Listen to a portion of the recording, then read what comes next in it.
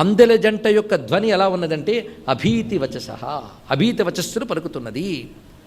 పైగా ఆ కాంతులు, ఎర్రని కాంతులు వెజ్జల్లుతూ ఆ పాదములు అలా వచ్చాయి. అలాంటి అభయాన్ని పలికే మువ్వలు కలిగిన ఆ పాదములు, అమ్మ క్షణం సేపు నా శిరస్సుపై ఉంచి నన్ను పవిత్రుణ్ణి చెయ్యమ్మా అన్నారు. ఒక్కసారి భావించాలండి, అమ్మ పాదములు వచ్చి ఆ తలని తాకుతున్న భావన. ఇది సామాన్యం కాదు. చరణం పవిత్రం వితతం పురాణం అని వేదమంత్రం చెప్తున్నది. ఆ దివ్య చరణం, అందుకే మనకి శటకోపం పెట్టినప్పుడు ఆ పాదములు తాకుట, అక్కడ బ్రహ్మరంధ్ర స్థానంలో ఉన్న ఆ శివశక్తి చరణాల నుంచి వచ్చే కిరణాలే మొత్తం మన శరీరానికి ప్రాణశక్తినిస్తున్నాయి. ఇది తెలుసుకోవాల్సింది.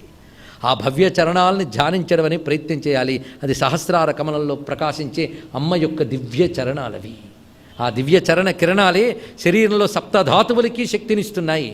అలాంటి ఆ పాదములు, అమ్మ ఒక్కసారి నా శిరస్సుపై పెట్టమ్మా, దీనినే శక్తిపాతం అంటారండి.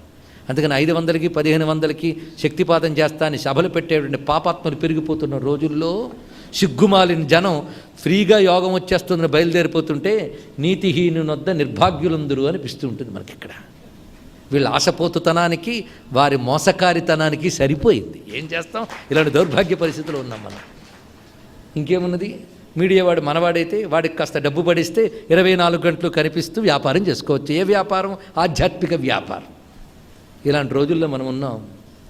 ఏది నిజమైనది, ఏది సత్యమైనది నిగ్గు తేల్చి గ్రహించగలిగేటువంటి అసలైన మనుషులు కోల్పోయినప్పుడు ఇలాంటి అసత్యాలే వేదాంతాలే వెళ్ళిపోతుంటాయి. ఇలాంటి సమయంలో అసలైన శక్తిపాతం అంటే తెలుసుకోండి, ఇక్కడ అమ్మ చరణస్పర్శ.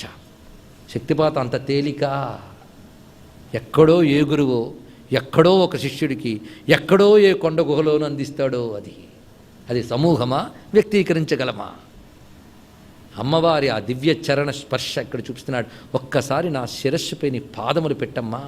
అందుకే క్షణం విన్యాసేన క్షపిత తమసోర్మే లలితయో పునీయాన్ మూర్ధానం.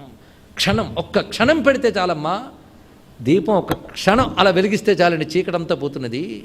అదేవిధంగా ఆ క్షణకాలం నా శిరస్సుపై నీ పాదములుంటే చాలమ్మా, నేను పవిత్రుణ్ణి అయిపోతున్నాను అని.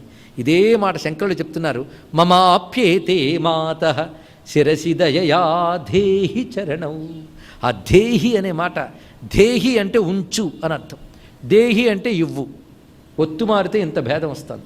ధేహి అంటే ఉంచమ్మా. ఎక్కడ? శిరసి దయయా ధేహి చరణం.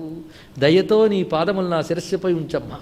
మమాప్యతే మాతః, నా శిరస్సుపై పెట్టమ్మా ఓ తల్లి అని అడిగారు.